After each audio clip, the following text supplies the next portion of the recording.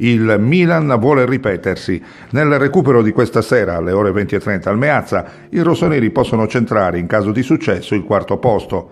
Ma la prima emergenza infortuni della stagione è piombata addosso a Rino Gattuso. Prima Bonaventura e Chessy non al meglio del derby, Calabria infortunata a gara in corso domenica, per non parlare del brutto infortunio in allenamento a Caldara.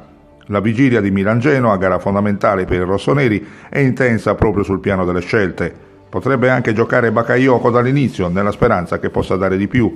In ogni caso, lo scenario di riferimento per Rino Gattuso dovrebbe continuare ad essere quello del 4-4-2, sperimentato con successo nel posticipo delle 18 di domenica scorsa.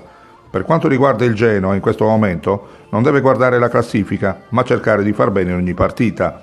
Il Milan è comunque una grande squadra, anche a detta del tecnico dei Grifoni Juric, alla quale è sempre difficile far male, specie a San Siro. Il Milan di Gattuso è capace di costruire gioco e non fa solo dell'aggressività la sua arma migliore, ha spiegato il tecnico croato in conferenza stampa alla vigilia della partenza per Milano. Juric, alla guida del Genoa da 2 settimane, ha ottenuto 2 pareggi rispettivamente contro la Juve allo Stadium e l'Udinese al Ferraris. Per Gattuso invece un'occasione ghiotta per vincere al Meazza stasera alle 20:30 e rilanciare i rossoneri al quarto posto in classifica.